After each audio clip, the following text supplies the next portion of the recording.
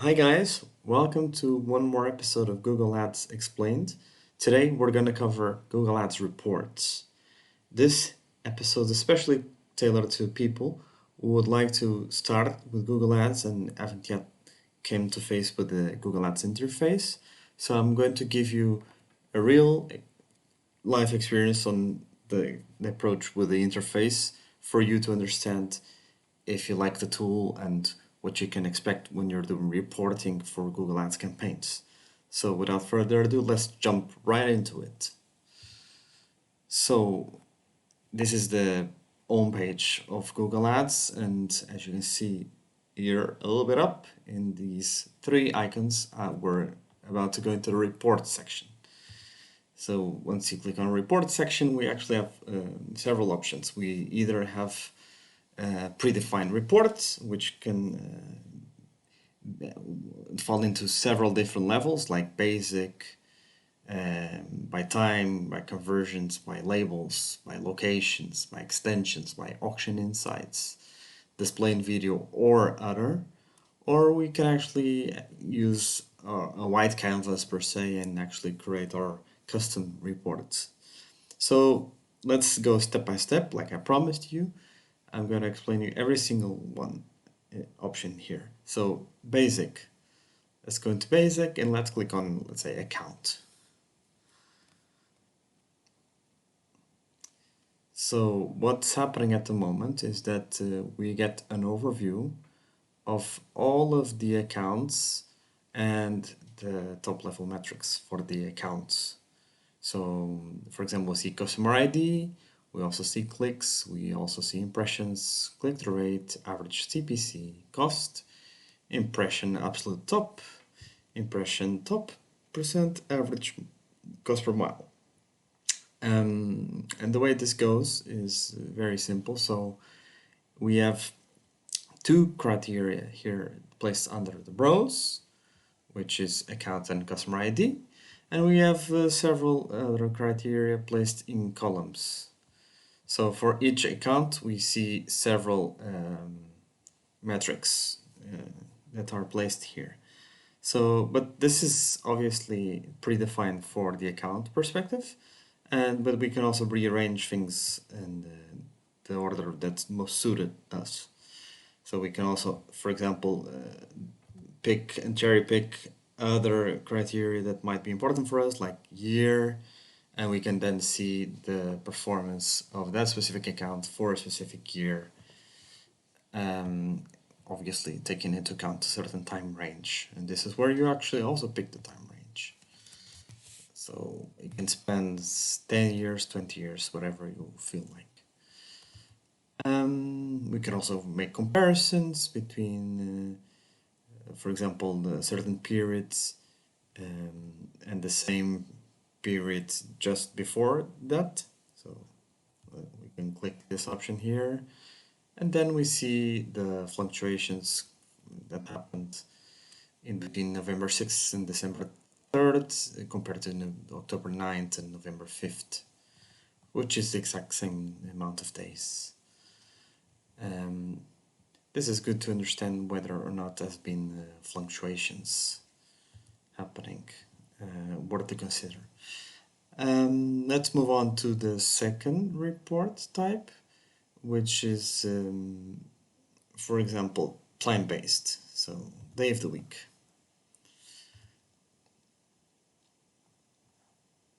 So here in day of the week, we see once again in the rows account and customer ID, but we also see organized by day of the week. So Sunday and Monday and so on. This is especially interesting if you by any chance would like to analyze the performance in special days, for example, weekends, which can be a sensitive period to advertise, especially for B2B industries, where the spend is sensitive because B2B companies don't tend to make decisions over the course of the weekend, obviously, in contrast with consumer that actually pays for goods in any day of the week. So yeah, that's the major difference actually, because the remaining metrics are almost the same with a couple of minor additions like view through conversions, for example, and cost per conversion and conversion rate. Let's move on to the next one. So now we'll see a report that is centered in conversions. So for example, conversion category. We have again the same setup, accounts and customer ID. And then we have conversion category, whether it was a purchase sale or other or view of a key page, a sign up. And this is categories, whatever we've deemed to be a conversion category. So it's up to us to tailor this to the way we would like to see. Let's move on to a next report, labels. So here we have a field called label campaign. So certain campaigns are for awareness, for example. Let me just increase this time range for the sample to be more significant. So for example, I can sort this by clicks as well. Let's say the branded label is mentioned here and it has a lot of clicks. This is obvious because branded campaigns tend to cater to branded keywords that include the brand name, so it's fairly obvious that it attracts traffic. Then we have other labels like 300 by 60. This is probably like the size of display ads. Current activated campaigns. So this is actually all man-made. So this is customized to each person preferences. It's up to you to decide your own label. As you can see, sports, experiment, original campaigns. So yeah, it's interesting in the ways that you can name a specific experiment you'd like to run, and then see the stats of that experiment, as opposed to analyzing campaigns by their names, which is the default setup that you get with the Google Ads. Let's move on to the next report. Predefined report by locations, so geographic locations.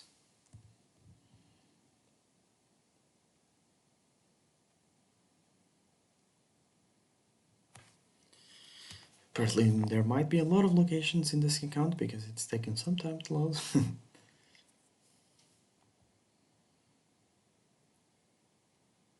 But we already can see the fields actually. So once again, account and customer ID, country, territory, fairly straightforward. Region, the specific city, metro area, like even more granular, and city. Sorry, actually here region by can be also state, obviously. Location type, physical location. Yeah, it doesn't vary much, it seems. And then the other usual suspects when it comes to metrics. So conversions, view through conversions, cost per conversion, conversion rate. This is interesting if your business is very specific when it comes to location. So if you have a chain of restaurants across multiple states, across multiple cities, it's interesting to see if some cities or geographical regions are underperforming or overperforming compared to others, for example. And that's that for location and geography settings. Let's move on to another predefined report. Now it's time to go to the predefined report of site links and extensions.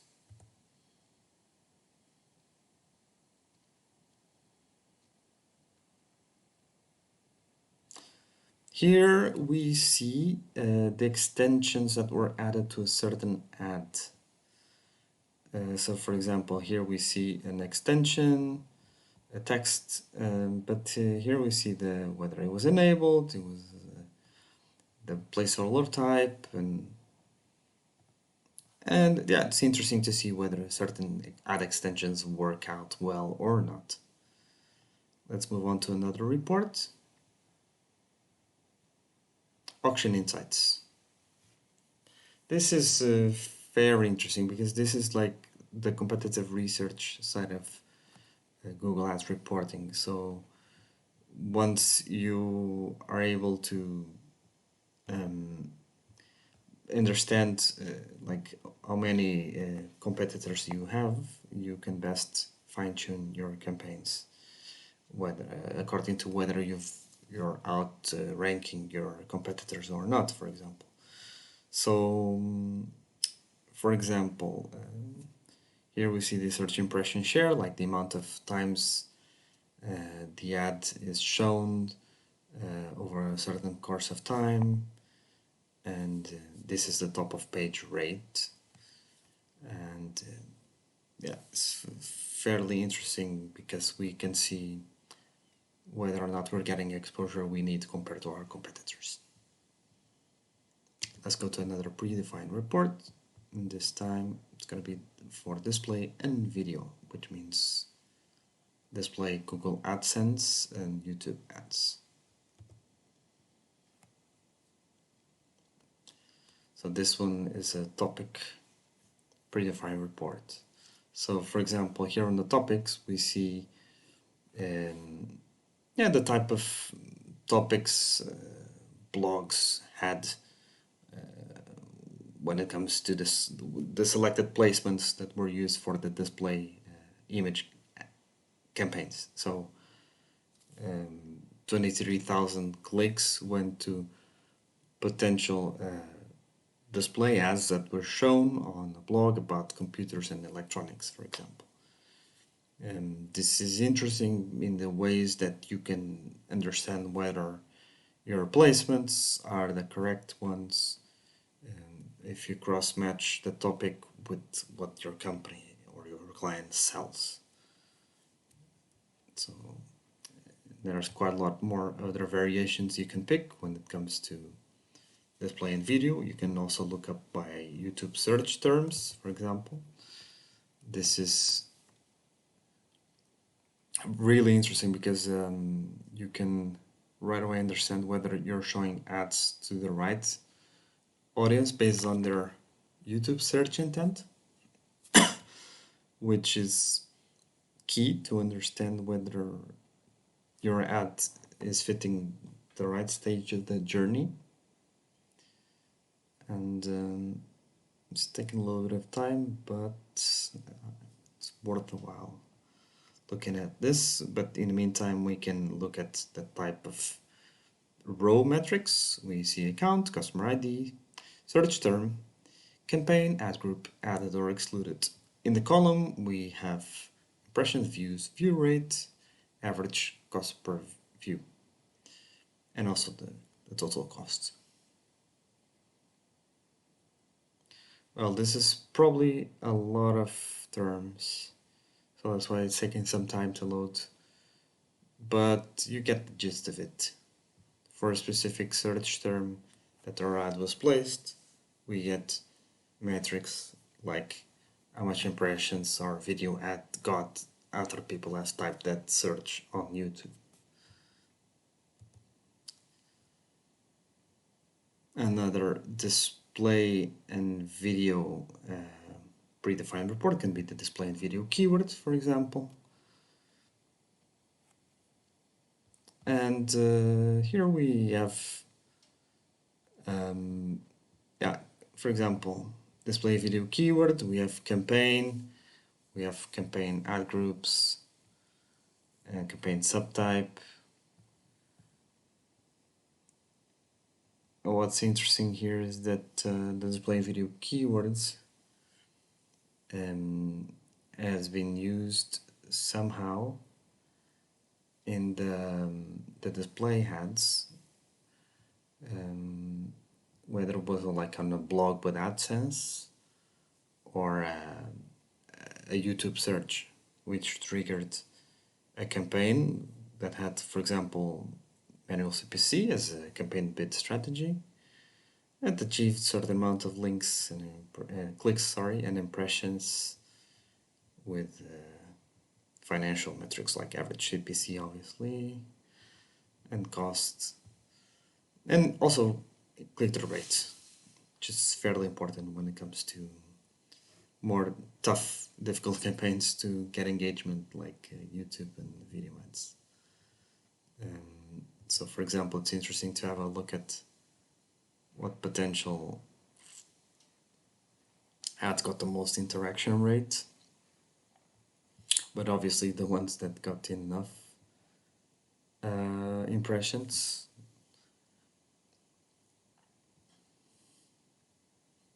So this is now sorted by impressions. Let's say this one is interesting because it got 21% of interaction rate. And it seems to be related with a branded term that obviously originated quite positive engagement because people already acquainted with the name of the product and therefore they engage with the ads about that product. And that's that for predefined reports. Now we go to the white blank canvas, like I said, the basic reports.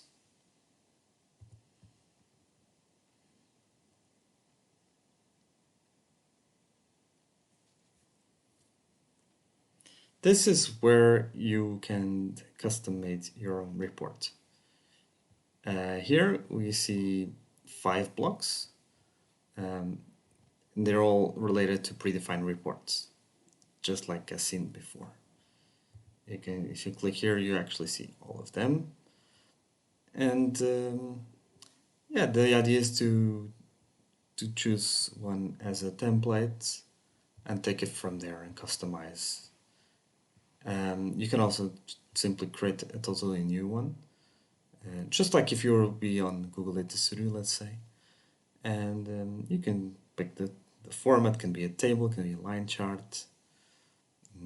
So for example, if you'd like to showcase the performance of a campaign to hire managers, you probably would like to showcase whether the performance has been growing or not. That's easier to do with a line chart than with a table. Then if you'd like to compare several metrics, you can do column charts, like columns growth across months or quality score growth across other metrics. Bar charts, bubble charts like good for keyword clouds, for example.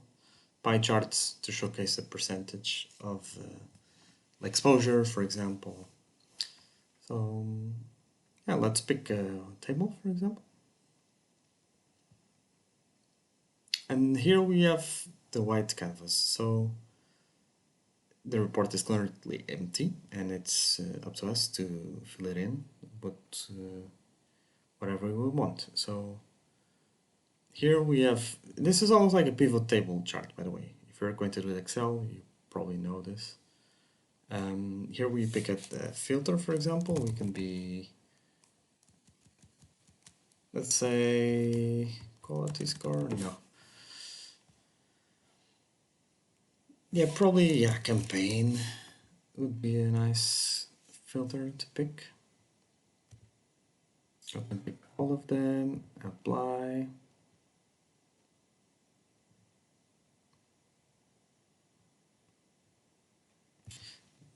Probably best just cherry pick one specific campaign. So if you'd like to only see one specific thing, it can be granular and only see the stats for that campaign. Yeah, now we'll drag and drop metrics. So let's say the campaign name is going to be in the row. And the search keywords is going to be in row. And then we see performance related metrics like clicks,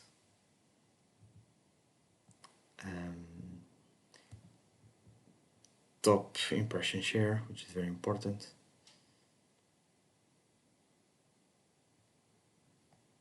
And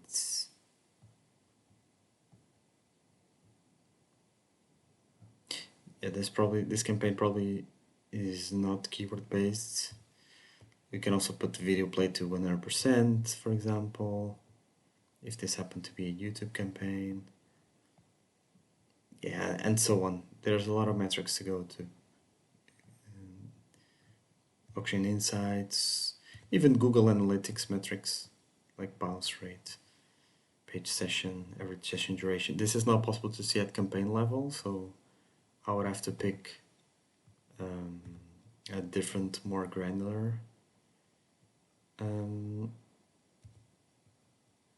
setup, such as like probably ad group, but I'm not quite sure though.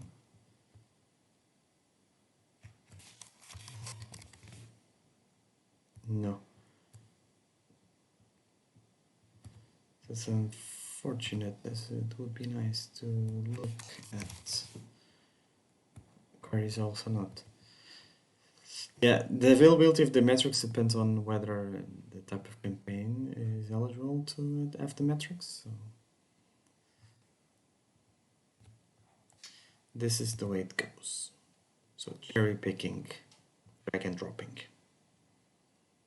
And that's it. Thank you very much, and we'll see you soon.